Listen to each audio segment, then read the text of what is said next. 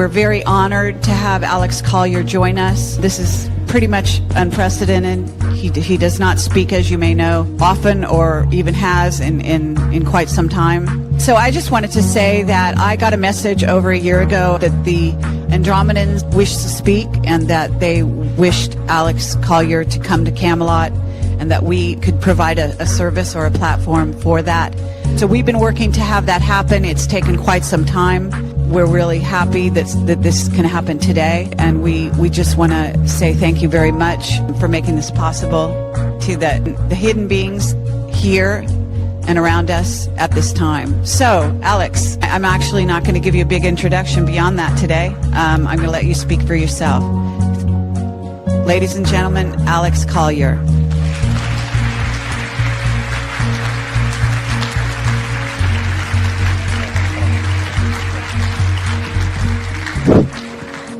Can you all hear? All right, great. I want to thank all the speakers. I was at home yesterday watching the streaming, and God, they were just, George Green and just all of the speakers, just fantastic, and they give so much. And I know that all of you here give so much, and you try in your own way to share the light. I mean, there's two ways to be the light, and one is to be the candle, and the other is the mirror that reflects the candle. And we live in an extraordinary time on Earth. I mean, absolutely extraordinary. In the next several years, you're all going to think you're living in a science fiction movie. And you are living in a science fiction movie, except it isn't a movie, it's reality. If you want information on me, I think there's some on the web, both pro and con. And, I'm just going to get right into it. I'm going to give you some updates, and then we're going to talk about some things that I was specifically asked to speak to you about from Mornay.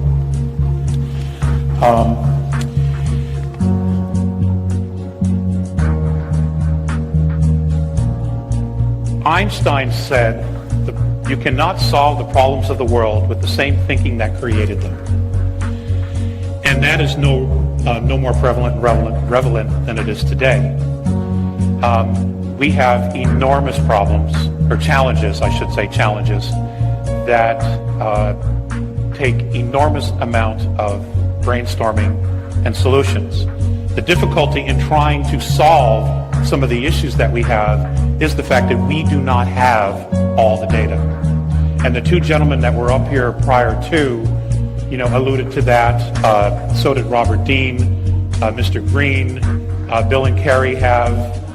So many of the speakers, as we keep trying to go forth and gather all the information to try to solve this out. I, like many of the other speakers, and each of you, have a small piece of the puzzle. Now, we're going to talk about some of that today. I know that there's an awful lot of talk about disclosure. I know that in the exopolitics community there's a great deal of talk about disclosure. I personally don't believe the United States government's ever going to admit it. It'll probably come from another country, India or China, first. Or the extraterrestrials themselves are going to show themselves and just say, hey, this charade's gone on long enough, which is probably the highest probability at this point. And we will talk about some of that today. I had held my presentation for an hour because that's what I thought I had.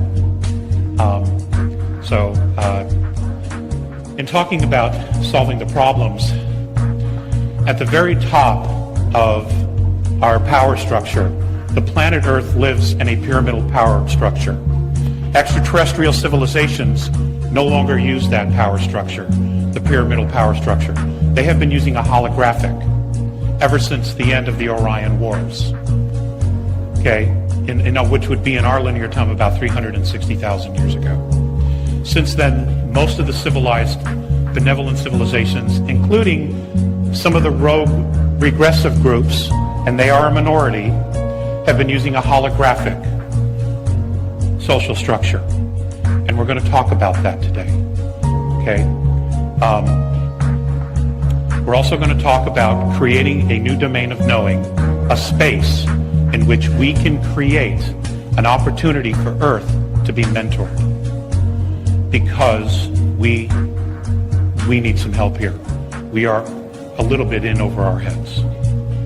Okay? So, it takes me a little while to warm up here. I'm a little rusty.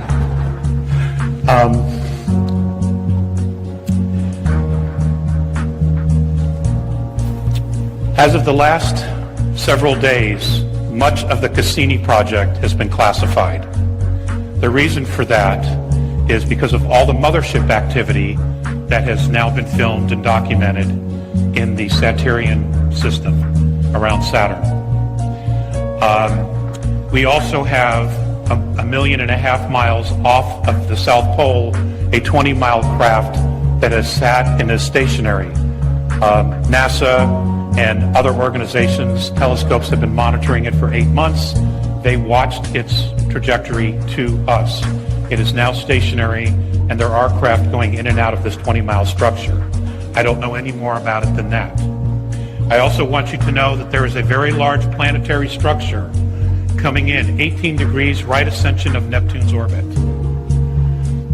It should be visible sometime in the next year. There is an awful lot going on, and of course, you're all paying the bills, and no one's being told anything about it. Now, it goes far deeper than spooking the herd. That is really not the intention here at all. Okay, the intention here, and what's really been going on, is simply this. Bob Dean made a reference yesterday to almost feeling sorry for the government about the situation that they're in. I would have to concur with him on that, in the fact that the government made some treaties, cut some deals for technology and observation, and they were tricked. They really did not know what they were getting themselves into. And now the hand has been dealt. There are many people within the UFO community that say that all the extraterrestrials are benevolent. Ladies and gentlemen, it is in my own personal opinion and based on the knowledge that I have that is completely irresponsible to say. We live in a duality.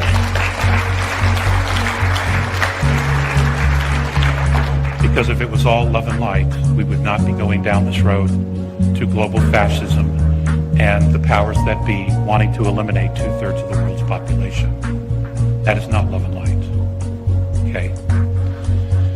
So, we have a lot of things to cover, and a lot of things are going to be occurring. The economic situation is what it is. Mr. Green gave a fantastic presentation yesterday. There is absolutely nothing that I disagree with him about. He made a reference to buying gold and silver. I think that's a really good idea. However, you cannot eat gold and silver. It is imperative that you start storing food, and I will tell you simply why. If they do crash the dollar, which they are going to do, in order to create a global currency and a global government, you won't be able to buy food. He made reference to the currency being devalued 6-1 in the next several months. Gasoline will go to $18, $20 a gallon. Truckers will not be able to deliver product. What you have is what you'll have. Okay? It is imperative to, if you can, start forming within your community gardens, figuring it out. You need to start talking about this. I know most people are simply not open to it. Just do the best you can. I mean, we're all fighting the fight. Now, America is on the front line of this, and the reason is simple. America created a new domain of knowing. America was created to get rid of the aristocracy of the old world, to create something new, to create individual liberties, to create personal freedoms. That was never known in the world before. And we have that. And because of our apathy, we have lost virtually all of those. And it is no one else's fault.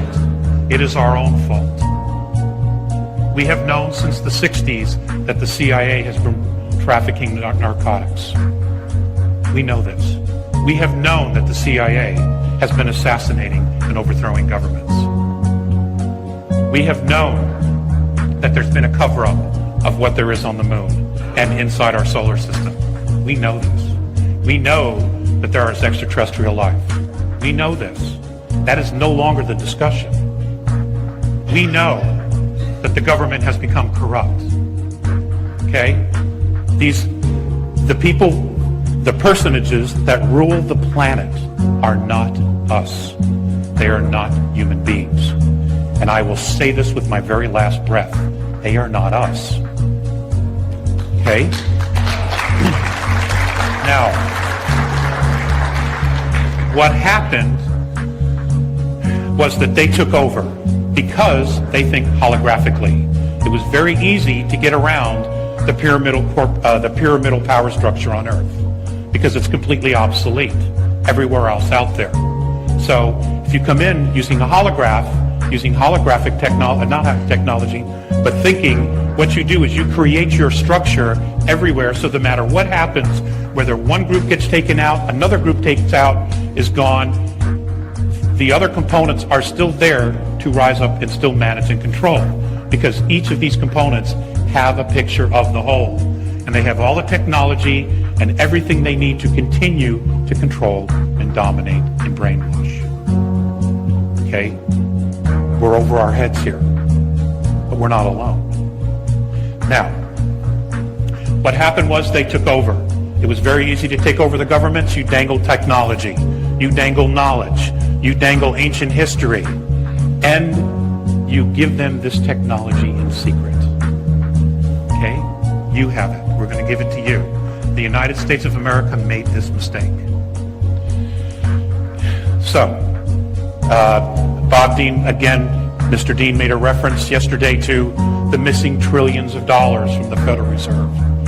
Okay, I have been told that it's $24 trillion is what they carry on their books. And virtually most of that has gone into the secret space program and the colonization of our solar system. You can choose to believe that or not. It doesn't matter, and it doesn't change the reality of it. Okay? So what happened was the pirates took over the ship. Okay? The governments, realizing that they had all this technology and that they were 1,000 years more advanced than we were, instead of telling everyone, hey, we have a problem here, and standing tall and doing the right thing, they joined the pirates. We are literally only now, as passengers on the ship, finding out and realizing we've been hijacked. Okay? That's the movement. And many people are going to have a very difficult time when they realize that reality is not at all what they think it is or what they thought it was. Even those of us who have been exposed to this for many, many years have oh shit moments. It's impossible not to, you know? Yes, our politicians sold out. It was easy to corrupt them. We have an enormous mess. They're stuck in the middle as well. Over the next year and a half, there's going to be so many changes. America is the focal point here of this, and the reason for that is because Americans, despite our educational system, are still very smart. We are very able to think out of the box. We are excellent problem solvers, and we are armed to the teeth. They constantly will have to be looking over their shoulder unless they take us out. And ladies and gentlemen, that's the goal. They cannot have a new world they cannot have a world government without taking out the U.S. And I mean taking it to its knees. Now, this is not the portion, this is not where the whole presentation is going, but it's important to give you this background because the world used to look to us for the ideals of freedom. The world have come to America. My grandparents were immigrants to this country because they believed in individual liberties. They believed in freedom. They believed in the principles that were in the Constitution, the Declaration of Independence, and the Bill of Rights. And ladies and gentlemen, That is who we are. We are not the crap that they show you on television. Gentlemen, you are not.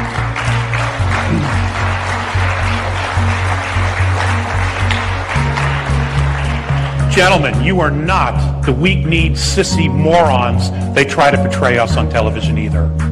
You are strong, you are family-oriented, you have faith, and you are warriors. And you're going to need to take a stand and defend your country and your family. Make no mistake about it. The two gentlemen that were here talking about the super soldiers, yeah, they're here. They're definitely here. They're hybrids. They're here. Okay? And there's more that's been going on. I was hoping that one of them would talk about what happened in Dulce, New Mexico. But they did not. And I don't necessarily want to go there either because, oh God, it's sick. It's sick. Okay? No, there's other things to cover. But I bring it up because many people that have the knowledge, that have been in black ops, special ops, that have been involved in the ET component, know about that small rogue group. And they're not gone yet. Some of them are still here. All right? And they still create and wreak havoc. I also want to tell you, and I have been asked to share this with you, about the vaccine, the new swine flu vaccine. Mornay has told me to tell you, or everyone, that this vaccine will permanently damage your DNA. So, whatever else comes out of that, it will permanently damage your DNA.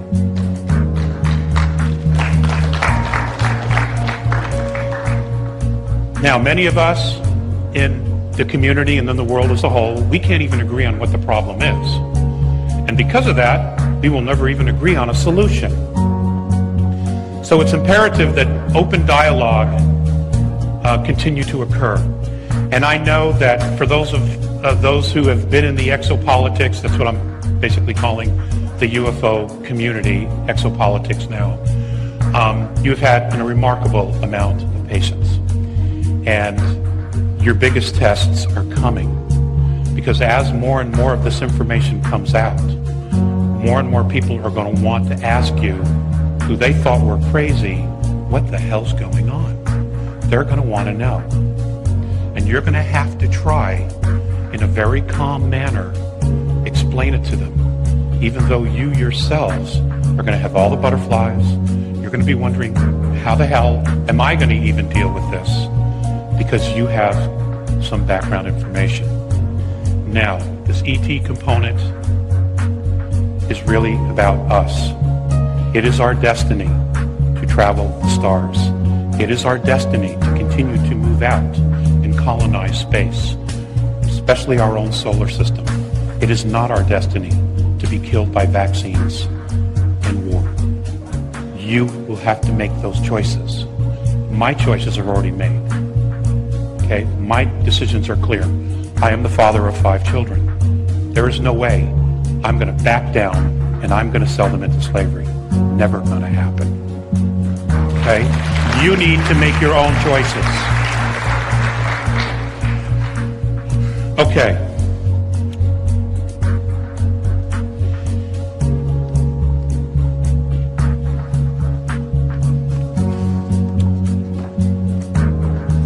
I once asked Theseus, one of the Andromedans, who has since crossed over, what was to become of us? Some of this may be a review for some of you.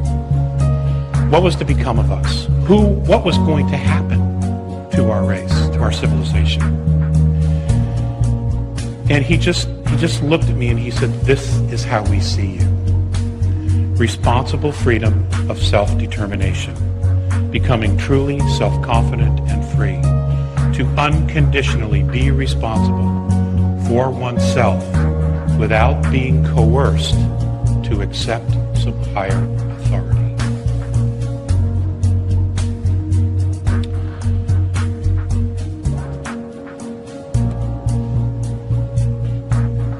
in our galaxy, the more advanced the civilizations have become in the center of the galaxy, the riffraff had to start moving out to the outskirts of the galaxy. The riffraff. It's just like Star Wars. Okay? We are in the boonies, and that's why we have some riffraff here. We're not the only planetary race that is having problems with the riffraff. Okay? But what's unique about us is that genetically we are considered to the Andromedan race genetic royalty. And I have been saying this since day one. We are extremely unique. And it's because of that uniqueness we have enormous strength. We have enormous capacity for emotions. We have enormous intent and drive to not only to survive, but to create. What we lack is faith in ourselves. At the end of World War II, well, let me put it another way. The Nazis didn't lose the war. Okay? Germany lost the war, but the Nazis were brought here and to Russia. Okay? Now, the mind technology, the mind control, the space technology, the reverse engineering, the technology that they had been given prior to the war by a small group of extraterrestrials from the star system of Aldebaran was brought here and honed and polished and combined with other technology that the Zeta 2s, the Dows, what many folks know as the Greys, all those began to complement each other. Remarkable technology. Technology we absolutely need here. I mean, the combustion engine has been obsolete for 70 years. I understand that India also is now going to experiment on wireless electricity. Hell, Tesla did that in 1902 in Colorado Springs. We know it works. Okay, but those that were funding his experiment asked him, where's the meter? And he said, well, there is none, it's free. They shut it down. Okay? The question is, well, we'll get to that. I'm sorry, I'm jumping around here.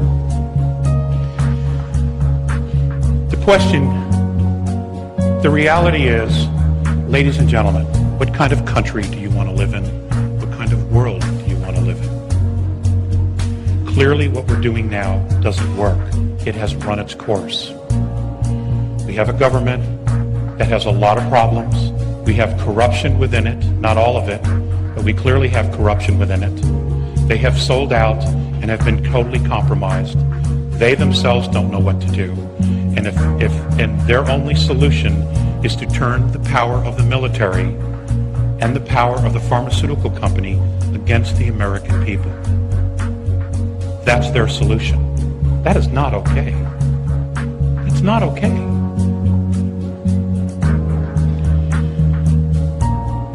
It's time for the UFO, the Exopolitics Committee, to start creating another domain of knowing.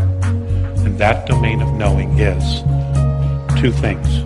What does a holographic social structure look like? How can we live with a holographic social structure mirrored after some of the principles that our founding fathers laid, but it wasn't perfect? What could we do now? And we're not just talking about the United States. This has to be a global thing. This has to be a global movement. What does that look like? So we need to create and start groups, dialogues, talking about living in a holographic structure where all the information that is available, black op, secret, top secret, above top secret, is available to everyone. We could just start with the information that we do have. The rest of it will come.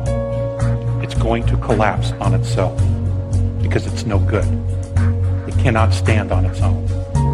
And the minute we turn our focus away from them and they can't feed off our fear, it will collapse in a heartbeat. because where focus goes, energy flows. Okay? As long as they keep you looking at it, they are using the energy of your soul, of your spirit, to feed this monstrosity. It's time to just ignore them. Turn your focus away and let's create what we really, really want. But we have to decide what that is. Along with that, I have been asked to start asking people to talk to people, you're the first to hear this, about what would it look like for you, for Earth, and we'll start with the exopolitics community. What would it look like for you to be mentored by several benevolent extraterrestrial races? What would that look like? What would we need to do to establish not only that communication, but at the same time have us feel safe with checks and balances so that they can walk their talk and we have to walk our talk. Open mentorship is our destiny. It's going to happen anyway, but we cannot wait for the government to turn itself around. It can't because it's not in control. All right? It is not in control. So we have to turn our focus away from all that drama and figure out another way. What I want to do now is read to you what I was given way back when regarding creating a domain of knowing. This also came from Versailles. Create another domain of knowing, communicating and being. In other words, the domain of calling forth or generating your intent needs to be more distinct. Your physics, as you call it, is a good example of this calling forth. There have been men on your planet who have called forth new domains of thinking that never existed before here. They invented it. They didn't fantasize it. They didn't pretend. They literally created this new context from what you now call physics. Your humanity is strong with this kind of example. No being, however, makes the distinction that this is what they are. I would like to give you an example. Your concept of human rights wasn't so long ago that no such thing existed on your planet. It just simply didn't exist. You Terrans did not have any rights. Only the kings and the priests had their rights. But most of you Terrans do not have any rights. So you and other Terrans created human rights from nothing. You created the domain that created not only the rights to come forth, you created the language, and then you communicated it. And this communication that you gave had power because it was full of intent. It has the power not only to represent and to invoke, but it also to literally bring it into being. This is what your races need to do in order to clearly know yourselves. Now, in talking about that, let's talk about religions for a moment.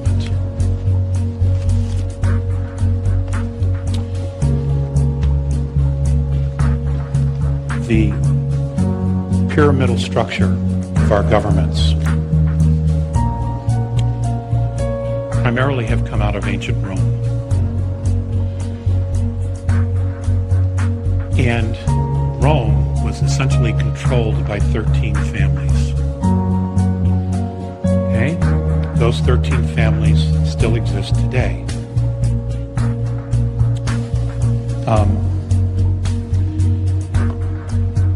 Many of the world's religions, though they've had a tremendous amount of value and have brought an enormous amount of comfort to many people in our history and in our present day,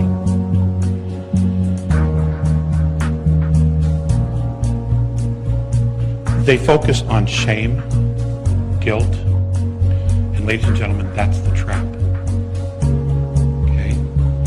They don't focus on self-responsibility. They don't focus on life or respect. They, in fact, create more division than we have ever known. Now, did they start out that way? With the exception of the Roman Catholic Church? I'm just going to be blunt about it. No. But the powers that be are masters of infiltrating movements. And what they do, and I'll give you the best example I can give you, is that of a charitable foundation. A foundation is created using the power of the people and the monies, the resources of the people, to do something that is of a benefit to humanity. As it's moving and it begins to gain power, and it starts to spread and shift consciousness, awareness, the powers that be will walk in and say, hey, we really believe in what you're doing, and we're going to give you a $25 million grant to help you continue to do your work. But we want to put one of our members on the board just to make sure that the money is spent wisely. And then they do it again, and now you have a second board member, and now you have a third board member. And before you know it, that movement, that foundation, instead of going up and creating more consciousness, more awareness, is now heading the other way. Okay? And now they also control the wealth of that foundation. Okay? We have been thinking in a pyramidal structure, in a third density structure. They're in fourth density, in holographic. We have to think the same way. And we have to be talking about how is it that we got ourselves into this. Now, this isn't a question of, well, it's essential that we put blame to the side for the moment. There's plenty of that, and there will be plenty of that. What we need is the knowledge. We need to know how these structures work so that we can create something different, something in total opposition to it. Because I can't imagine everybody's happy with the way things are. Okay? And this isn't just about the United States. This is about the global population. Because the extraterrestrial races don't see us as separate countries. They see us as one race. Okay? And we're all between a rock and a hard place, pretty much. Okay? At the moment.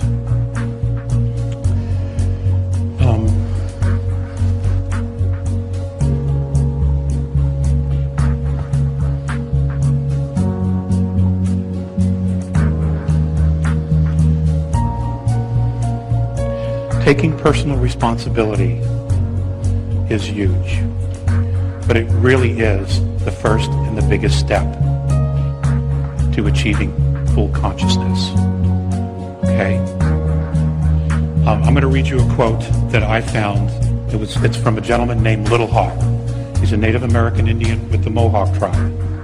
Take credit for your mistakes, not what you do good, because you're supposed to be doing good anyway. Okay?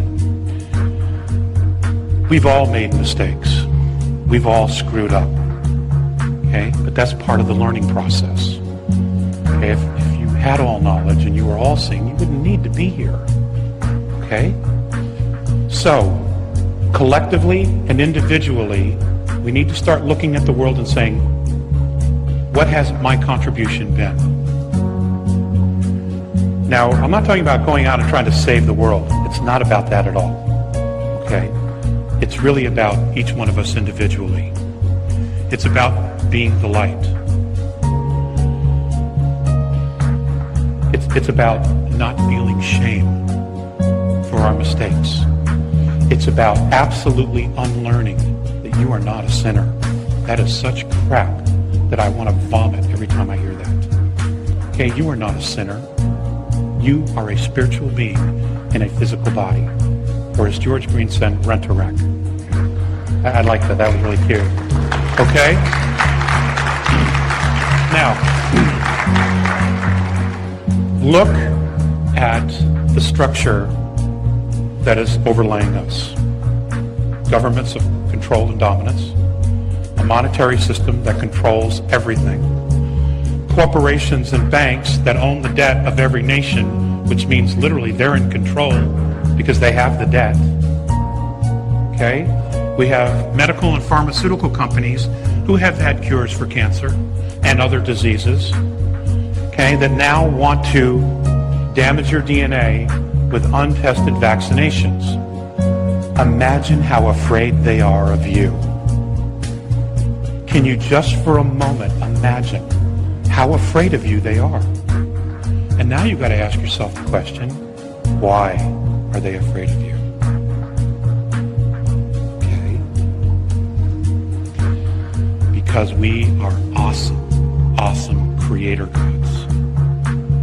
We have the ability to create reality, to bring it forth, to call it forth. And they have done everything they can to continue to make sure that we believe we're powerless. This is why so many extraterrestrial races are coming here now. Okay? Because they know different. On some level, ladies and gentlemen, we consciously have called forth this drama. This is really about us. Okay? We have called this forth. Okay? This is really about us. It's not about them.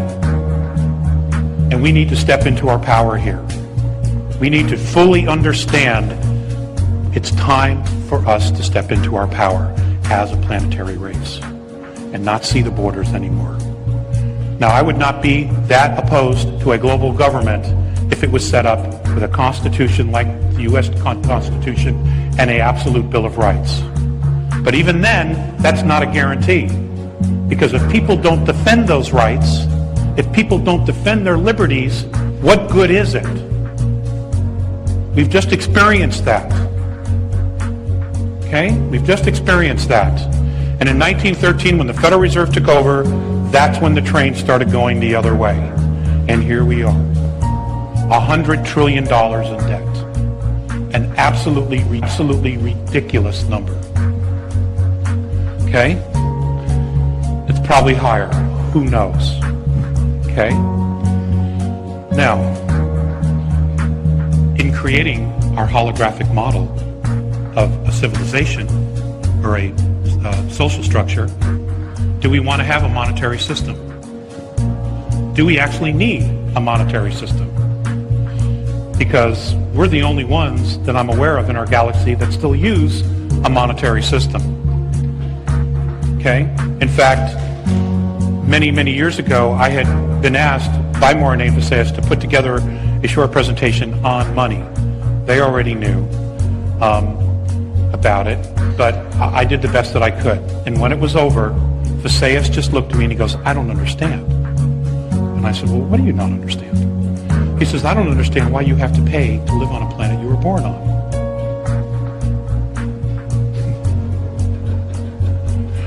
Okay? And ladies and gentlemen, that has haunted me ever since. And that one little thing takes you completely out of the box. Okay? For the first time, you begin to think, well, geez, what would it look like not to have a currency? You know? Advanced civilizations, all their needs are taken care of. All of their standard day-to-day life needs are met by the government. No strings attached. And then you donate your time and your expertise and your skills to do something you want that benefits the whole. Okay? Now, I'm not talking about communism either. It's something bigger than that. Okay? But we need some help in defining what that is. Now, we have a lot of really brilliant, intelligent people here and in the world. And I know other people around the world have been talking about similar things, creating a different society, and maybe even a holographic society, and what that looks like, a holographic power structure. So no matter what happens, it will totally always stand on its own. The Founding Fathers tried to do something like this when they created all the states as equal, in control, and separate from the government. That was pretty much their intent, whether they realized it or not. I also want you to know that we have a lot of help. We are getting a lot of help from the spiritual side as well as the dimensional side. And I'm not talking about just dimensional beings. I am talking about also extraterrestrials. I'll give you an example of what I'm talking about. The Vision at Valley Forge of George Washington.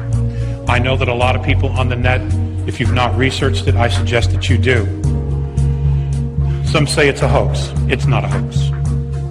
I also want you to know that Thomas Jefferson, in his diaries, was out walking at his estate in Monticello, was trying to figure out the verbiage, the language, in regards to the Declaration of Independence, when he was met by a hooded man who he never really clearly saw, who gave him the conversation and the pieces that he needed to finish the Declaration of Independence. I also want you to know that in the Constitutional Hall, when everybody was bantering and going back and forth, and it looked like no one was going to sign the Declaration of Independence, up on the top railing of the hall, a man appeared out of nowhere, and for 20 minutes gave an oration about how important this was, not only to the United States and to the moment, but to the entire world as a whole. And as soon as he was done, everybody rushed to the table and signed the Declaration of Independence. Benjamin Franklin and the Sergeant-at-Arms went upstairs to try to talk to this man because they wanted to know who he was. There were armed guards at every single door. The armed guards swore no one went in, no one went out. So there is divine providence here, ladies and gentlemen. It is not a mistake that you live in this country. It is not a mistake that you are who you are. Enough is enough. It is time we step into our power. And very simple steps will do this. First, you have to make a decision. And the decision is no more bullshit. Okay? No more bullshit.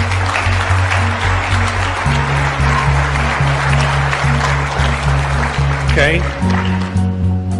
America is the reason it is because we allowed it to happen. By our apathy. Okay? We have elections. We know we're voting for the lesser of two evils. We know that. But we do it anyway. Okay? I also want you to know that the President of the United States is not in charge of our government. Okay? He's just not. I want you to know that there are 47 layers of top secret clearances above the President of the United States. 47 layers. You want to know your secret government? That's your secret government. He can't even get a clearance. He doesn't even know who to talk to get a clearance to find out about this stuff. Okay? So, it is important that we turn our focus a little bit and we start creating something different. This is what the founders did. This is what many people have done throughout the world. Okay, the Renaissance was something exactly like this. Okay? They threw off Rome and they tried to do something different. Rome, the church, the government of Rome, they threw it off and they tried to create something different. And it went for a while. Okay? Mentoring.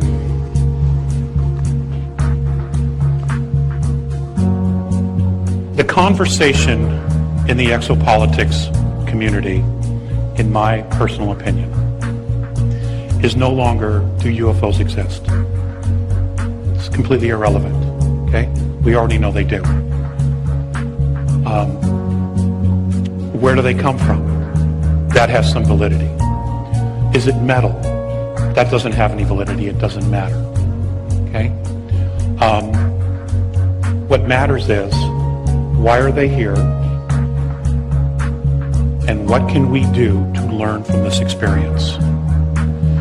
Now, the reason that many of the extraterrestrial groups benevolent are not talking to the government is because they know they're compromised. I will tell you that there has begun some mentoring off-world of our military. Off-world. It has begun. But that is such a small piece. What really needs to happen is we need to create a new domain of knowing, and we need to call this information directly to ourselves. No more middleman. No more middlemen. Selves. No more middleman. No more middlemen. Okay? They can't be trusted. We have to do it ourselves.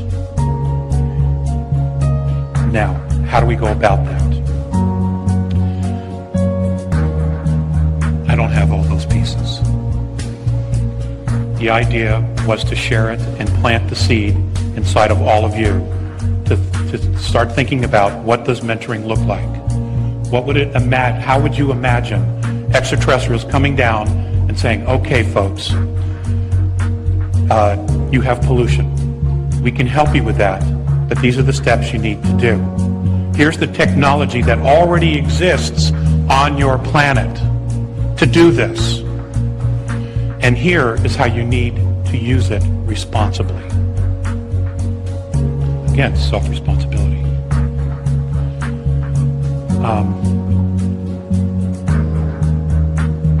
Food, the growing of food. Water. Ladies and gentlemen, we have the technology to have all the drinking water we want. Just build desalination plants. We have all the water we need. But they won't spend a dime on any of that. Because if you don't have water, they have control over you. Okay, we have so much technology. We have free energy on the earth. Okay, Tesla did it in 1902. We know it exists. Okay?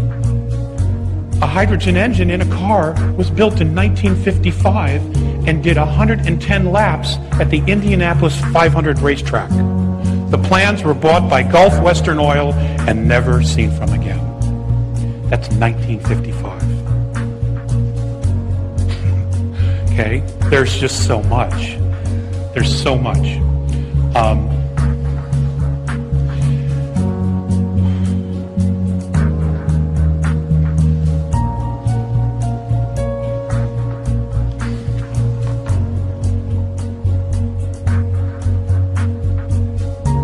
The law of consistency, which is what the Andromedans call their holographic civilization, is set up like this. Every child, whether they understand the knowledge or not, is given the latest and greatest technology or knowledge, information, data as it arrives. It starts at the youngest level. It doesn't start at the top and stay there, and then they decide, well, we'll wait till they're 25 to tell them about it. That is not the same soul. We need the children to evolve to advanced maturity a lot faster than they are. Yes, they're growing up pretty fast, but not to advanced maturity. Okay? Every single piece of information, every single tool that is available to everyone across the board. The children that graduate from high school or school in the Andromedan civilization are smarter than their parents. And no one has a problem with that because they inherit the society. They're the ones that continue to go out and expand the society and create the holographic pillars of their society. Okay? It is not. We are completely going backwards here. And if that isn't evident to everyone, I don't know what is. The law of consistency is that every truth is spoken. Everyone is forgiven. There is no monetary system. There is an absolute free healthcare system, but it has nothing to do with pharmaceuticals. It has to do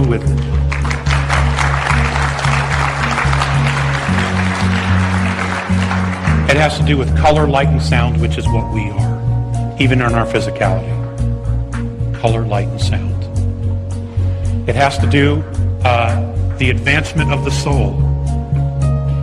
We have a damaged DNA structure, so when we reincarnate, we do not always remember things. There are people who do great jobs doing past life regression, and people can pull some of those pieces, but to have cognizant memory when you come back into physicality is something we don't have presently. They have that because they don't have a damaged DNA structure. Can our DNA structures be repaired? According to them, absolutely yes. But we need to make some changes. We need to create the space for us to be free enough to explore those possibilities. We cannot do that with the power structure that's in existence today. So we need to create another domain of knowing.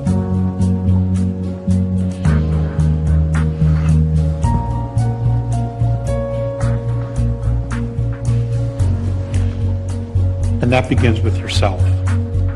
The love that you withhold is the pain that you carry, lifetime after lifetime. And it all begins with us, each one of us individually.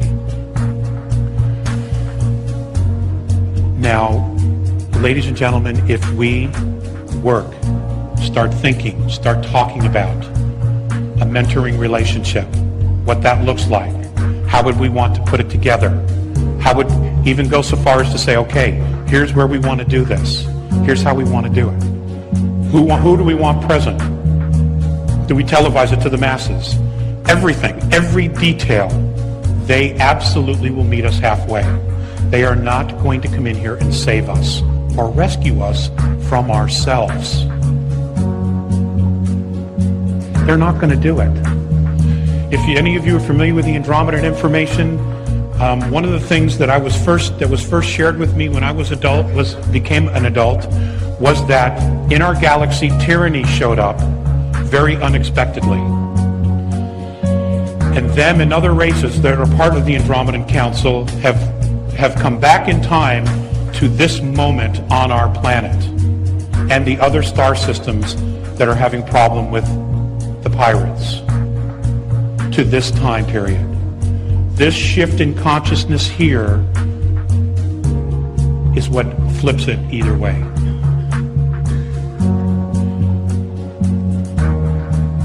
They're going to intervene, and they have been intervening in very, very subtle ways, because no one wants to live in tyranny, not now or in the future. No one does. So this is our moment. This is our moment as a humanity, as a race, to really decide, are we or are we not going to unite as one? Are we or are we not going to watch each other's back? Are we or are we not going to stop taking crap from bureaucracy? From bureaucracy. We have to make a decision, and that decision is upon you. And you're going to be forced very, very soon to make a decision. And I'm not just talking to you folks here in the audience. I know that this is being streamed, and I know that these DVDs and things have a life of their own. I know that better than anybody. Okay? The time is now, and all it does is it starts with you, just to make a decision. Okay? To do something, to be radical, to be a rebel again. Most of us guys in this audience, we know what that's like. Being a rebel. We grew up shooting guns, chewing toast into the shape of a pistol, okay? Rescuing the damsel, excited about the next adventure. We know about that. You know, that's part of who we are. We are not domesticated lapdogs. We're just not. And I'm not gonna be. And I'm not talking about going out and causing crimes. I'm talking about defending yourself, your liberties, your rights, your family, and your community. Okay, because nobody else is going to do it for you. In fact, they're all working against us. And even they don't realize what they're doing. They really don't. Because so much information is compartmentalized. They don't realize the big picture. But many people are waking up very, very quickly, and I know I'm preaching to the choir in that. But it's amazing to see how many people are waking up and questioning everything. Okay?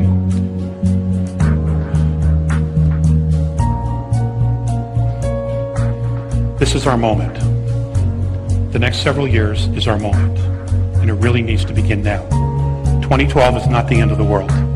Isn't going to happen. It's not our destiny. Okay? However, the Earth will be going through some transitions because we will be crossing the galactic plane. And the galactic plane has an intense magnetic gravitational field. There will be changes. It's inevitable. Mr. Green touched on some of that yesterday. Okay, and others have talked about this as well. Okay, it's going to happen. So you need to start thinking about, where do I really want to be? Okay, if it's here, fine. Make the best of it. But create your space of independence. Don't take it for granted any longer. We can't. The whole world is looking at us. the Asians, the Europeans, they can't believe how stupid we are. Gospel, they can't believe how stupid we are. They're like, what's wrong with the Americans? You know, I don't have an answer, do you? We watch TV. What I'd like to do, because I did have some extra time, is I would really love to entertain some questions. If that's all right.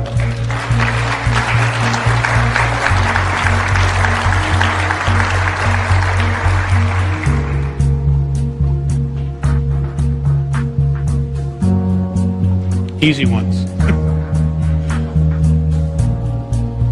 Okay. Thank you, Alex. This is excellent. And I want to address the mentoring suggestion because I think it's actually fascinating. I think that this is coming directly from the Andromedans. Yes, it is. That you're getting that you've been in contact with. And mentoring is an interesting way of putting it, okay? If you mentor somebody, you do not rule them. You do not tell them what to do, okay? That's key. And nobody has even suggested this. I think it's fascinating. So what we have here is the notion that you can be in contact with beings that can help teach you. Now this is going on. This is going on. I'm aware of it. Camelot is aware of it. By God, we wouldn't be here today if it wasn't for that. There is mentoring going on.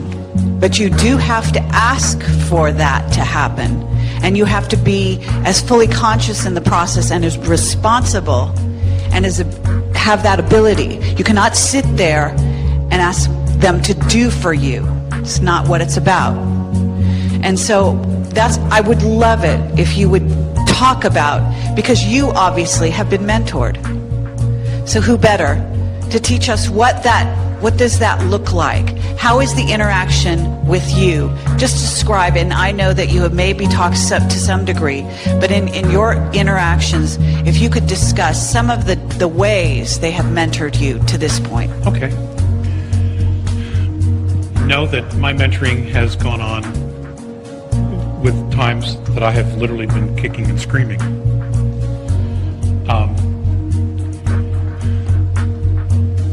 The biggest portion of the mentoring has really been, why do I believe things? And what is it that I believe? So a lot of times the question will come, I will ask a question or I will have a perspective, and they will immediately come back and say, well, why do you believe that? You know, what is your process of believing that that's true? And, for example, religions was one of the biggest things I had when I was a kid. And it was an issue that my father brought up to me as well when I told him about this.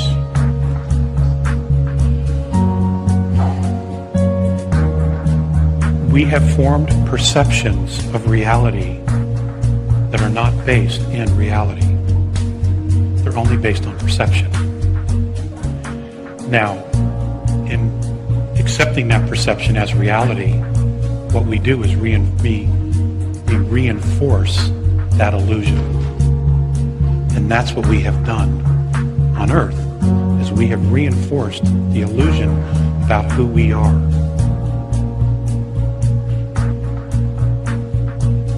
About our strengths, about our power, about how we're supposed to live on the Earth, about being stuck on the Earth, about how we are supposed to raise our children. We have bought into these perceptions. The hardest things were to really look at myself. And this is really where the work is, and it's always with yourself. The most difficult work has probably been for me in the last 5, 6, 7 years.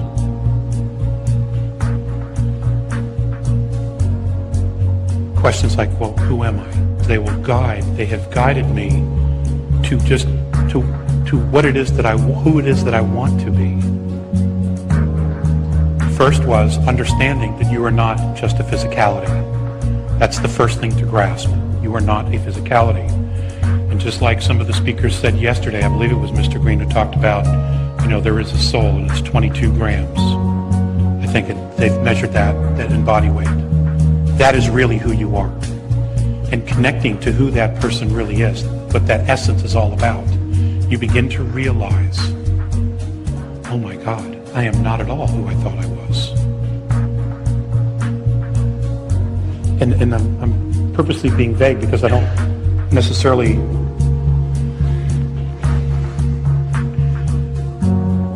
want to tell you who I am, other than to say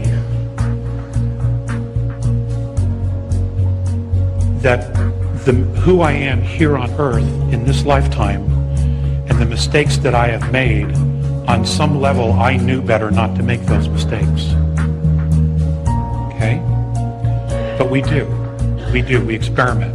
We create. As far as the meaning of life, they would never tell me what that was exactly. All they would say just is, you are creating your own adventure.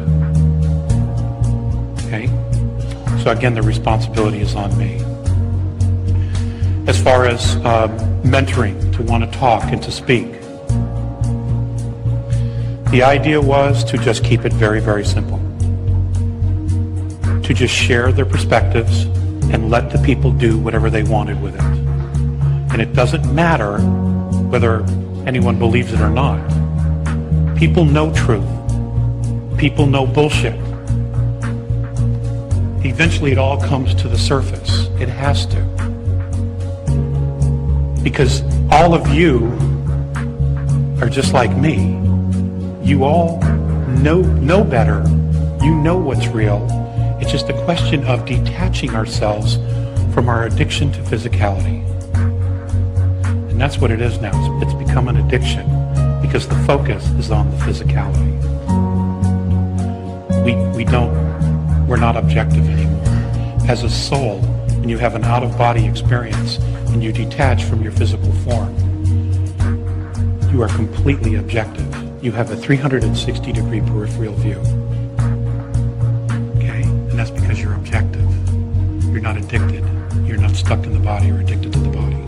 And that's the part that they have been working on with me the most. Is to actually feel and know that essence of myself as much as possible. So when we talk about mentoring, the mentoring is to get us from where we are here to self-empowerment. That's what I'm talking about. Once we have achieved self-empowerment, and it won't take long, folks. It really won't take long. We will know exactly what to do because we are spiritual beings. We are eternal. There is no age to us. And that's not a metaphysical blind. That is a reality. So the mentoring is to help us move out of our addiction to physicality into full power as spiritual beings. And it isn't full of dogma. It isn't any of that. It's all about introspection, voluntary introspection. That's what it is. Thank you.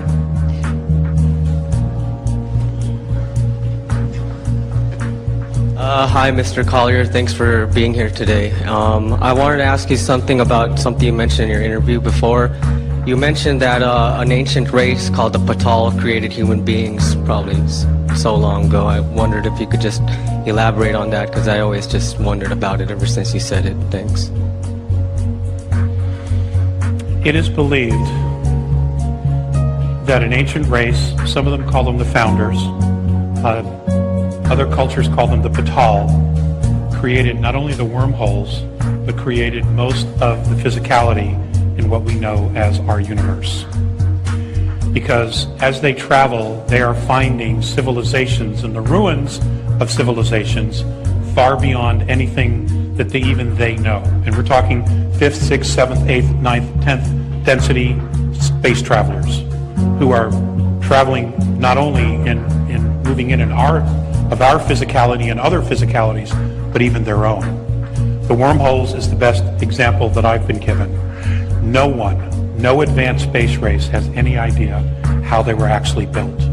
but we know that they exist. In fact, there are several that have snapped, connecting our galaxy to some of the other nearby galaxies. They've snapped, and no one knows how to fix them because we don't even know how they were built. So,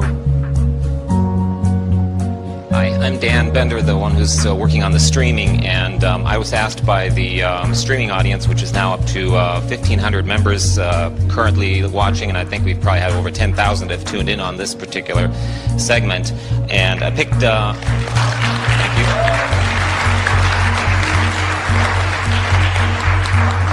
I've kind of picked 3 quick questions, hopefully they're quick, that I was asked to pass on. They're randomly chosen, so they may not be the best ones we've got out there, but what the heck.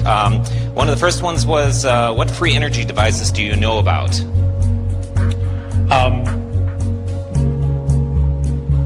One I know is magnetic. It's essentially was invented by a gentleman in Tennessee that was just a bit larger than a shoebox.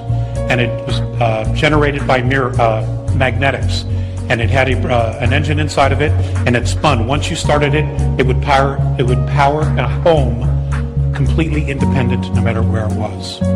And I understand that the gentleman and the technology vanished about 8 years ago. He tried to get a patent on it, and that's when he basically went off the grid.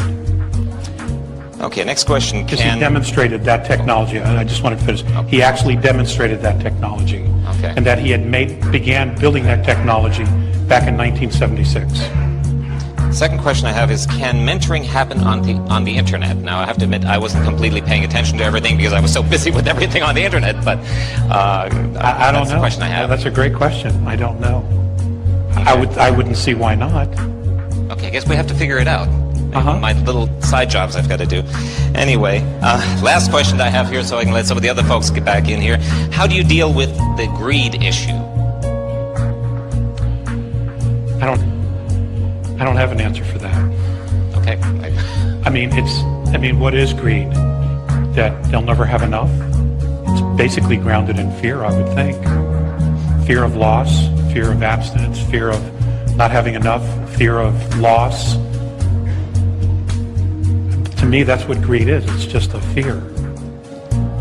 Can it become an addiction? Apparently it has. But I personally don't have an answer for that. Well, thank you from the internet audience. Okay, thank you.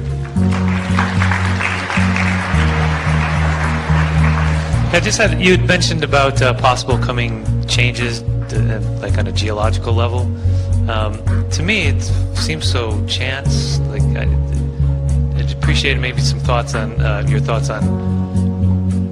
Do we just trust our intuition as far as where to go, what to do, how to plan for something like that, or it seems a rather daunting thing to try to get your head around. Well, you know, change occurs all the time, and you do things intuitively all the time as well, whether you realize it or not. You might change the way you go home one day and do something different, and then when you get home you find out that right where you would have been there was a horrific car crash. That in fact just happened to my wife. She did something completely out of the ordinary for her, and she would have been right there. So, you know, everybody has their guides, everybody has their own intuition. I'm not always the most intuitive at times either. But it's just, it's the only way I know to answer this is you just learn to trust yourself. It could be that you'll be guided to go out of town when something happens. I don't have that answer. Or you will be right where you don't think you need to be, but you're going to be there for a very, very good reason. And out of it will come out a self-empowerment that you never would have had before. We all have our own paths, and we are all creating our own realities. And we all have our own personal agendas for learning and growing and becoming who we are. Your experience is going to be very different than mine. And I don't know how to tell you. I mean, hey, if I had a hard date, but I never do, and I don't get a hard date. And I've made that mistake in the past about giving hard dates, when in fact they were probabilities. So the fact is, I don't know either. But you just have to trust that you will be exactly where you need to be when you need to be there. And I know that, that's kind of a foo-foo, la-li-la answer, but I don't, that's my own experience as well, that I just have to pray and hope that, have faith that I'll be exactly where I need to be. I appreciate that. That's pretty much how my take on it, and I just wanted to kind of see what your thoughts were on that, because to try to take it from a mental perspective and plan and get out maps seems a little absurd to me, and that's kind of going the other direction in the trusting the flow of life. So I appreciate that. Exactly, and personally, I wrestle with that all the time. I try to have backup plan to backup plan to backup plan to backup plan, and I spend all this energy doing this, and it goes completely a different direction. So. How you doing? Thank you so for being here. I just had a question. When you mentioned the thing about the 47 levels of government, which are just trigger Levels something. of security Of clearance. security, yeah, that the president doesn't even know that he's not really in charge. This happened 46 years ago, of course, but I was just wondering, what are your thoughts on the purpose of President Kennedy's assassination? I just was curious about that. If you had, wondering. No, don't be sorry. Don't be sorry. I just, ooh, man.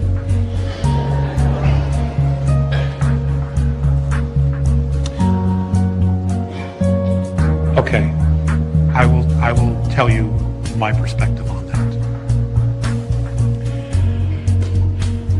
Eisenhower told Kennedy about 54. So Kennedy knew, and he told Bobby, obviously.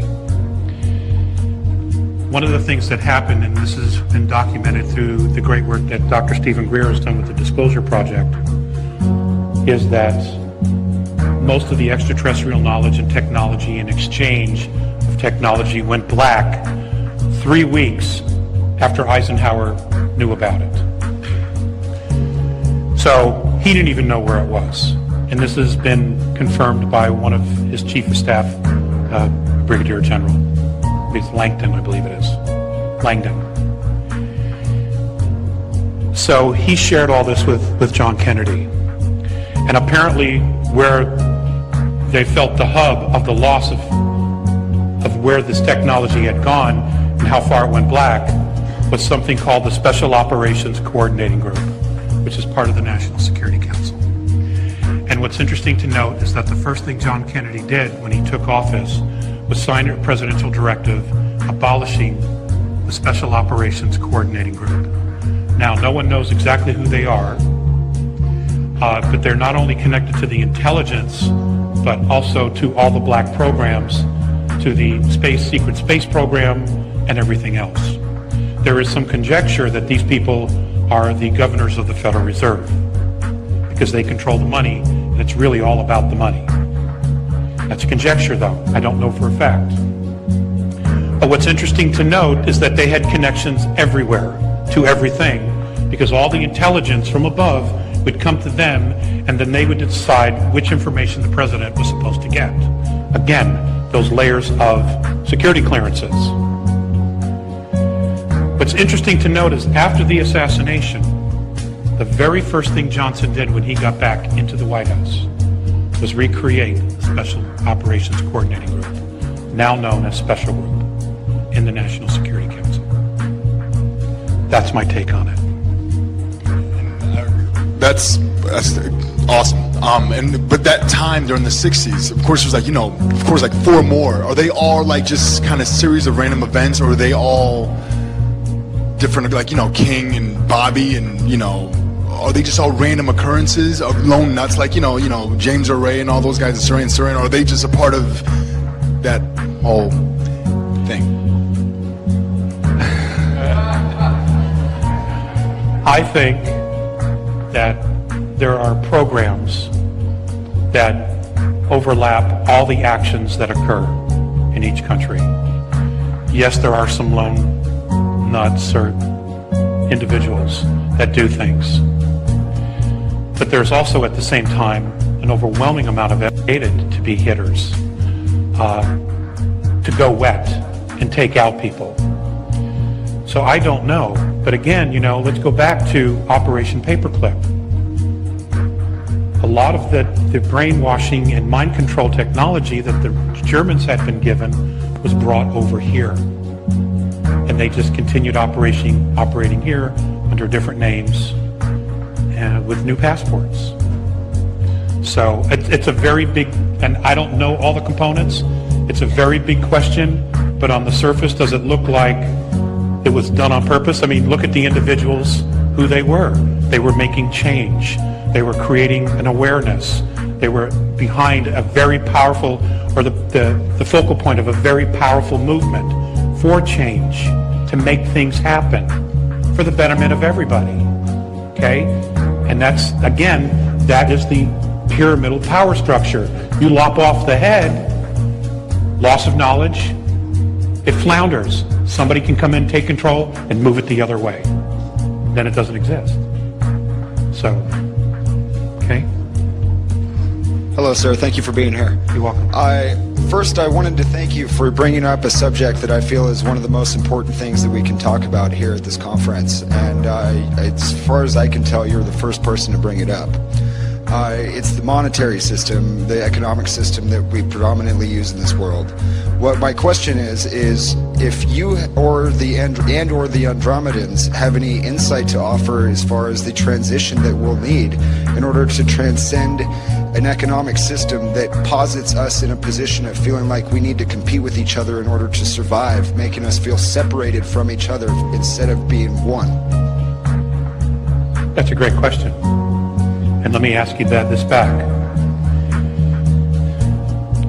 What are your thoughts on it first? Obviously, Okay, you can tell how I worded my question. This is about, mentoring is about self-empowerment. Okay? What are your ideas on it first? You know, it's great to ask somebody for their advice when you don't have a clue what you want to do. Okay? But that can wrongly, or to your betterment, influence you. But it's better for you to have some idea about where you stand and why you stand on a particular position or a reason to make a change than to have somebody tell you why. And that's what they want. They want us to come halfway. I very much agree with that point, as a matter of fact, and I do have a lot of my own opinions regarding how we can do it. I just felt that it was an important subject to bring back up, and I feel that personally it goes back to something that you said regarding the creation of something that doesn't already exist on the world, that never has before. And I feel that that's what we need in the form of human interaction. We can do this. I mean, as souls, when we're not here on Earth, we've been in other civilizations that don't have a monetary system. We have this knowledge within us. We do know.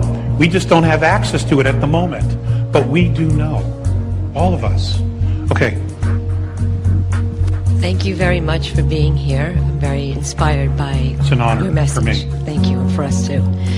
My question to you is, you spoke earlier about the whole thing of the domain of knowing and, you know, the intention that we have together, and how, you know, at one point there was not this whole human rights.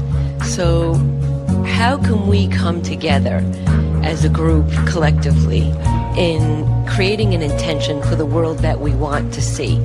How can we, you know, all of us are asking, what can we do?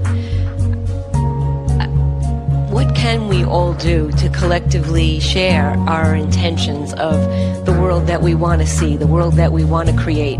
They have their intention, but perhaps we need to collectively have ours and align together about the world we envision. And I'm wondering if you have any advice or counsel or mentorship about how we can unite in that way and gather our intentions to create the world we know to be true in our hearts, we know is possible for us to live in, that we remember. Well, that's the first step. Just talking with your friends, people of like mind. Okay, just creating that vortex of knowledge, of harmonic, of frequency. And as you begin to talk more and more about it, your group grows. I'll give you an example. The best example that comes to mind is in Colorado. There were a group of women who were the wives of soldiers over in Iraq. And what they did was they formed something called the Kitchen Militia. Okay? Where they would all get together, not only share recipes and about rearing children yada, yada, yada, and sharing information and letters about their spouses overseas, but they would also start talking about different ideas. And some incredible ideas came out of the kitchen militia, and several of them even started companies of ideas that came out, and now they're employing many of the people within the kitchen militia. So it's very simple steps. And again, it individually, this doesn't necessarily, I mean, this has to be a grassroots. And all it takes is a focus, a turn of our focus away from the drama and the crap that they want us to focus on the news and CNN, etc., and start thinking about, what is it that I want? What information do I want to know? What do I want to hear? What information do I want to hear on the news? What kind of neighborhood do I want to live in? Okay, what do I want to talk to my friends about? What's really important to me? And ladies and gentlemen, back in 1993, I was telling everybody to throw their televisions away. I really was. You know, I told you so. Okay?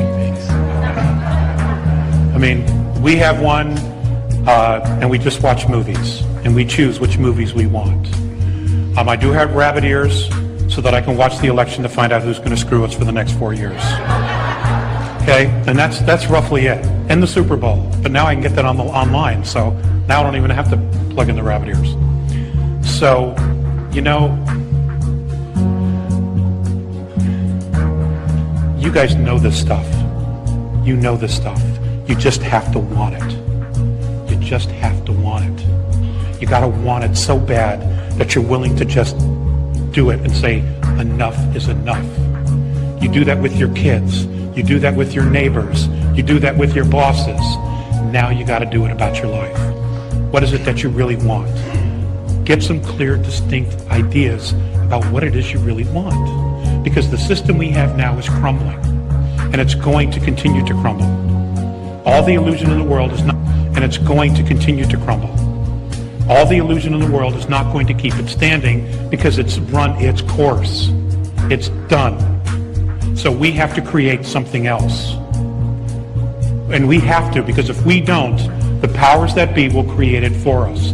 And I guarantee you, you will not be free. You won't be free. You won't like it at all.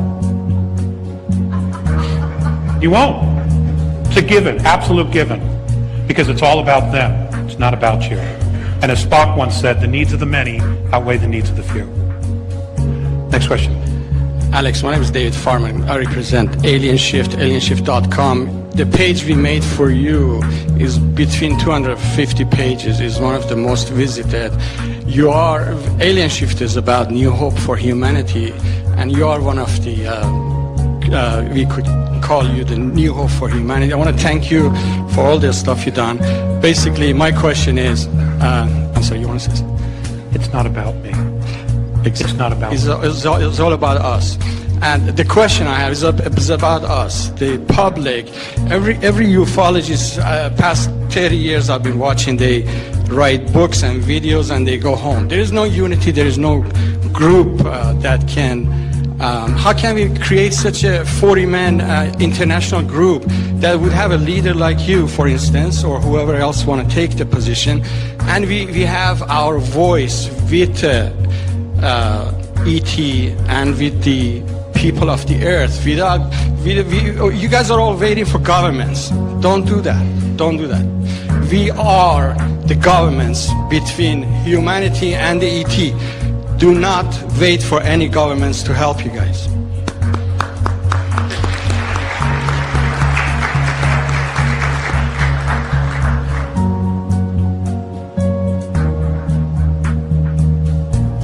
Hi, thanks for coming today.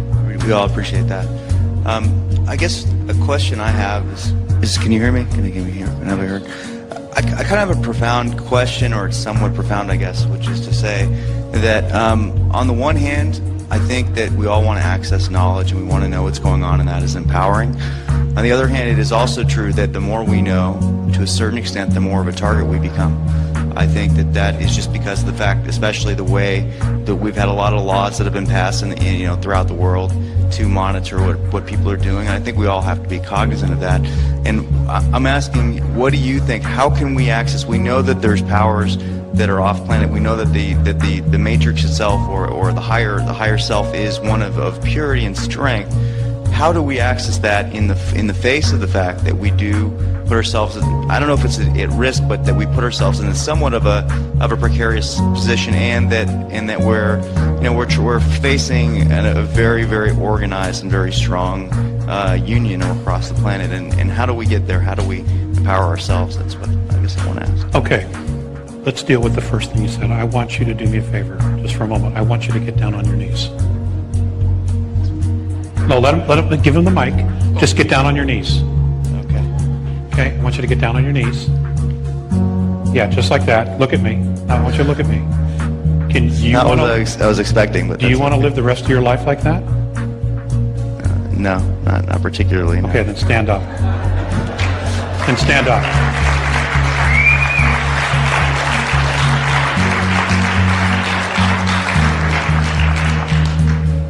Dude, your eternal soul. All I can do is take this away from you, and you still live. Okay? It's not who we are, it's what we are. As far as forming an organization, it needs to be grassroots, because everything else that becomes a foundation or a corporation, they take over. If it's a grassroots, and everybody in this audience and every citizen around the world, if we start watching each other's back, there isn't jack that they can do to us. There just isn't.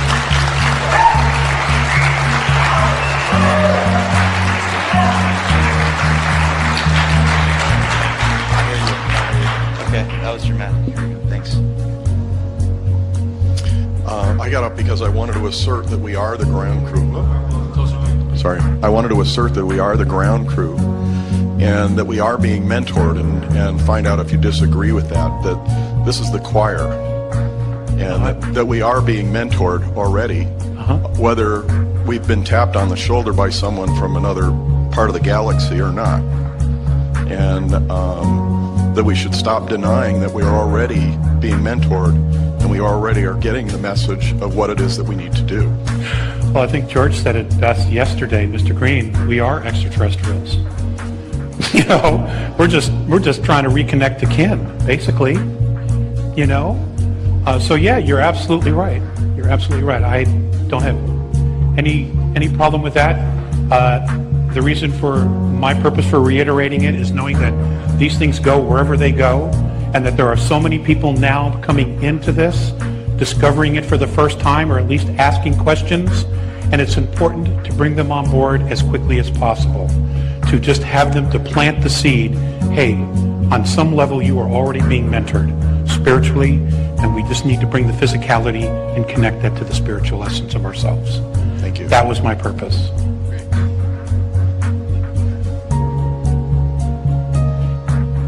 I was just wondering about the nature of the incoming object. You said, What was the question? Sorry, I'm a little nervous here. Nobody will bite you. Yeah, you mentioned an incoming object, like 22 degrees to Uranus or something. 18 degrees right ascension of Neptune's orbit. All I know is that it's a planetary structure, and it's friendly. It's not. But I don't know anything more else about it at the moment. But I know it's friendly. Okay, it's not Nibiru. I have a question, but as I was standing there, I had a realization. You were talking about the holographic kind of system that they've put in place, and that you said that we need to implement that holographic system. And when you said we need to become grassroots, everything has to become grassroots, I got it on an extreme level, that by continuing to share it passionately with absolutely everyone, that we are creating the holographic system that they can't destroy. That's right. It's impossible. So, I really got it. Thank you. You're but very welcome. my question is, you were mentioning that the Andrômeda have the DNA to be able to that the Andrômeda have the DNA to be able to remember past lives, and that our DNA is damaged, so we cannot. Do you know of ways in which we can heal our DNA, and would accessing the blueprint of perfect health and healing in our higher self be part of that? It's a great question. I don't have the answer to that. Thank you.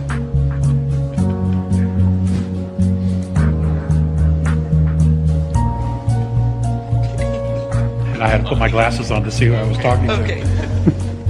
Okay, my take on the grassroots thing, and tell me if I'm right, is that even if we're not out talking, if you're doing your spiritual work and in your mind you have a desire for a world that's peaceful and pure and good without the hatefulness and fear, and you're creating that's the grassroots thing, that there doesn't have to be an organization. That's exactly right. Thank you. You got it. Now, I wanted to bring up something. I've been blessed to have an opportunity to spend some time in Europe, and I was in Switzerland, and we had just come out of a pub, and there were some young men being arrested for some reason. And I will never forget this. As we're standing there watching this happen, one of the young men said to the Swiss police, "You didn't read me my rights." And the cop stopped and he goes, "What rights?" He goes, "I got rights. You got to read me the Miranda Act." And this is a Swiss student, okay? A Swiss and he goes, "This is Switzerland. You don't have any rights here." Okay? But this young man believed so much in that he was willing to challenge the police officer about it. Okay? And it was a big surprise for him. So you see, the influence that the United States has had on the world is so more profound than any of us realize. And the disappointment is probably equal to that at this point. Okay? Because here we have, the propaganda has been communism, fascism. We have sent young men to war, lost their lives to fight communism and fascism. And in 60 years, we become fascist? What's wrong with this picture? Okay? Sir, 2 more questions and then I'm done. I wanted to preface this question with just saying again, as I spoke with you in private, it's an honor and a privilege to have you here with us, and thank you for speaking of what you know. And I also wanted to say that I don't want this question to sound in any way hostile to anyone, because it does come from the bottom of my heart, and it's something that has been bothering me for a long time. If we are to move forward and connect all the pieces of the puzzle and move forward into the holographic social structure that you're talking about, where the children know more than the adults, and where all information is given to the young, then why is it that we still, even in disclosure movements and with courageous witness testimony coming forward, people speaking, that there are still certain topics that people are afraid to or will resist talking about, such as the stargates that was mentioned earlier this morning, and other things.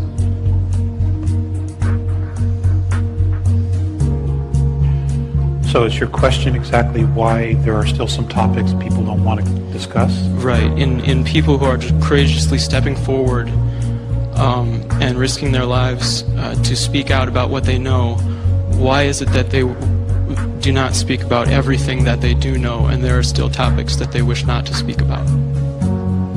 Well, that's a great question, and I'm also guilty of that. It's a comfort zone, it's a comfort level, and everything has its own timing. What would happen to humanity if the government were to come clean about everything that they know about everything that they know? Could humanity totally deal with it? Probably a portion of humanity could deal with it. The other portion, or portions or groups, could not maybe deal with it, at least in the very beginning, because they have constructed a reality around themselves that is based on perception that is an illusion. And to shatter that all in one swoop can be a disservice to them. The idea is to take people and give them the tools that they need so that they voluntarily begin the process of self-responsibility and voluntary introspection. The information is there, and it's been out there for 50, 60 years. We'll take the UFO community as a whole, exopolitics. More and more people are coming into this. Who is the biggest group now? It's the young people, okay, which is promising. They are, in fact, influencing their parents by having discussions at home. What do you think about this? What do you think about that? So it doesn't matter how it happens as long as it happens. Now, I mentioned Dulce in our conversation earlier. There will be people, I'm sure, who will contact these two to really want to talk about that. And they're going to have to be very careful about how they present the information, because the things that happen there are horrific. Absolutely horrific. And they had to be dealt with, and they were dealt with. However, that element that was behind those atrocities still exists here. Okay? And even I don't want children. And that's as far as I'll go. But now that I've mentioned it, I've created a domain of knowing. Okay? I've just created a domain of knowing. Now each of you will start going out, thinking about that, doing some research to pull that information to you. Because now you want to know. Okay. Thank you very much. You're welcome. Last two questions. My question was actually about children and the disappearance of children, if you're willing to talk about it. I've said so much about that already. I know that I have been blasted about that, ladies and gentlemen. I absolutely know what I know about the missing children. And I'm not going to apologize for it, and I stand by what I said all those years ago, and I stand by it today. Okay, could you summarize, because we're aware of this as well, so if you could just, in maybe one sentence.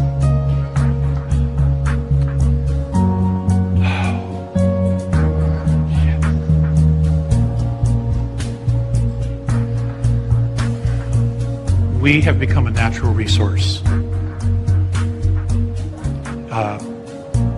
Very much how we've used cows. We use cows and other animals. We ourselves have become a natural resource. The younger ones are the most desirable because they're not tainted with chemical poisons in their bodies, because they're young. That's all I'm going to say. Laura Knight Jetzig has gone into this in depth, and Rich Dolan has also written a review of her book that's very positive, and Rich has, and Alfred Weber published an article about the subject. So if you want to investigate it further, because it's actually, I just want to augment what Alex is saying here, in the sense that the point is not to give you everything out on a platter, okay? It's for you to understand what's going on. The point is to give you direction. What Alex is doing here is mentoring you, okay? He's giving you indications, and that's what our whistleblowers do, by the way. They don't tell you everything. They don't even tell us everything, but they give us the clues that we need to do the research necessary to find out the truth. And when you hit the truth, it gets you. You can tell. You know it. You want to be in denial, go right ahead. It's out there. The truth is out there. It is unbelievably out there.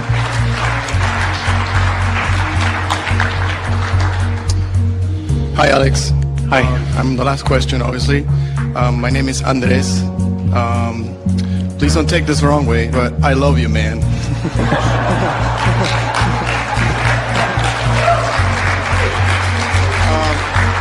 My actual question is actually directed to the audience and to you. I was wondering if you wouldn't mind conducting a little mini meditation for all of us to direct our intention to change the future that we want to have. I was wondering if you would like to do that. Thank you. Ooh, I'm on the spot.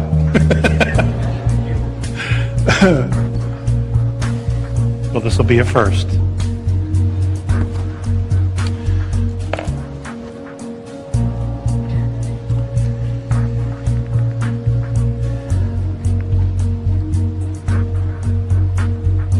I have an affinity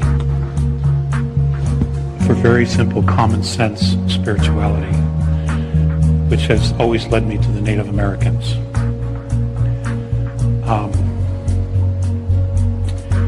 So what I will do is we'll close this with a Native American prayer, and that just happens to be the same prayer that's on the front page here that I have with me, and it's usually always the prayer that I go to. I change the words and make them my own after all these years, but for the purposes of this, it says exactly what I would want to say. Great Spirit, whose voice I hear in the winds, and whose breath gives life to all in the world. Hear me. I am small and I am weak, and I need your strength and your wisdom. Let me walk in beauty, and let my eyes ever behold the red and purple sunsets that you have created with me. Make my hands respect the things that you have made, and my ears sharp to hear your words and your voice. Let me learn the lessons that you have hidden under every rock and leaf.